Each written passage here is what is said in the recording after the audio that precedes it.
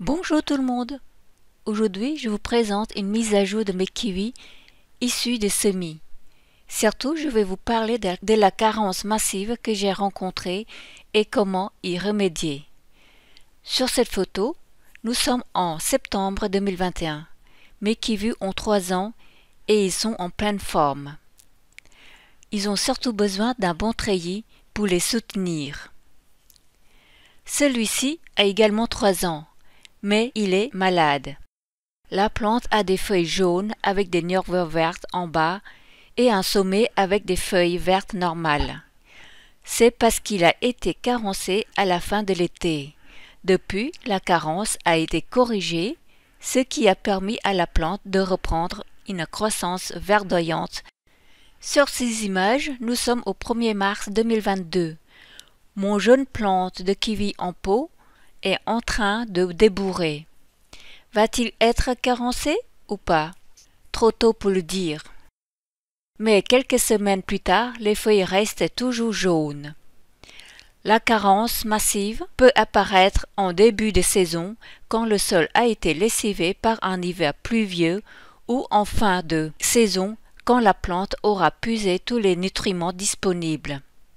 Cette potée était bien carencée. Pour n'importe quelle plante, je vous donne une astuce pour savoir le type de carence dont elle souffre. Je regarde l'âge des feuilles et l'état de ses nervures. Si ce sont des feuilles anciennes qui sont jaunes avec des nervures vertes, cela signifie que la plante a une carence en macromolécules. C'est quoi des macromolécules? Vulgairement parlé, ce sont des éléments dont la plante a besoin en grosse quantité pour se construire.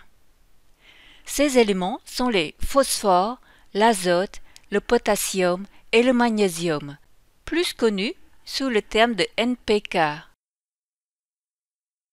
Quand la plante ne trouve pas ces éléments dans le sol, elle va mobiliser ces derniers dans la partie ancienne pour pouvoir continuer à croître, ce qui explique le jaunissement des parties âgées. Si je ne fais rien, si je ne lui apporte pas des éléments nutritifs, l'extrémité se nécrose et la plante finit par mourir. Pour les plantes en pot, soit on rempote ou bien on fait un surfaçage. Pour ma part, pour passer le premier cap difficile, je commence par un surfaçage. J'épand du compost, du fumier ou des engrais en granulés à la surface du terreau. Les feuilles chlorosées peuvent redevenir vertes, mais très lentement. Le plus souvent, la marge des feuilles carencées sèche et meurt. Il faut compter 4 à 6 semaines pour que la carence se corrige et que la plante fasse de nouvelles feuilles bien vertes. Pour vous et pour moi, j'ai filmé la carence en cours de correction. Ici, plus on progresse vers le sommet, plus les feuilles deviennent vertes. On dira que la plante donne la priorité aux jeunes feuilles.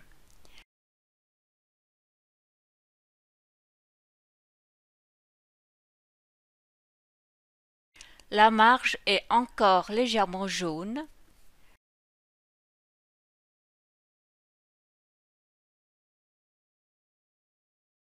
La feuille récente est toute verte.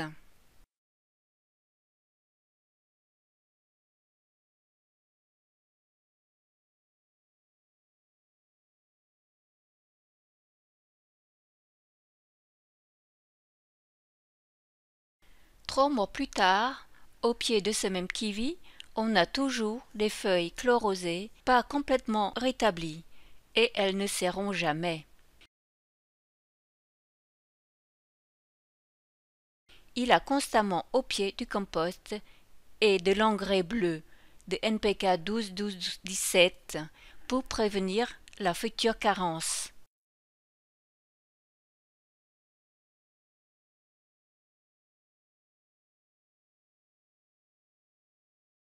Pour corriger et prévenir la carence en macromolécules des plantes en pleine terre, sans que cela me coûte un sou, je mets au pied de toutes mes plantes la tonte de gazon, l'équivalent d'un seau de 10 à 15 litres, sans tasser.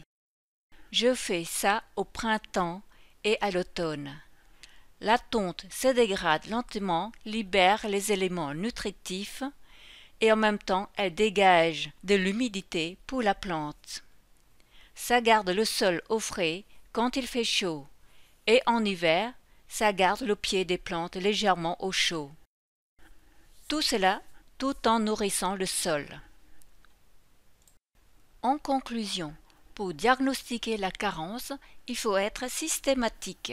L'âge des feuilles donne une indication du type de carence. Feuilles âgées, c'est la carence des macromolécules. Et feuilles jaunes, ce sont des carences en micromolécules. Le fer, le manganèse, le zinc, le bore. La carence en micromolécules sera l'affaire de spécialistes. J'espère qu'avec cette vidéo, vous allez garder votre tonte de gazon pour nourrir vos arbres et plantes à fleurs extérieures et vous faire économiser quelques sous pour une belle plante.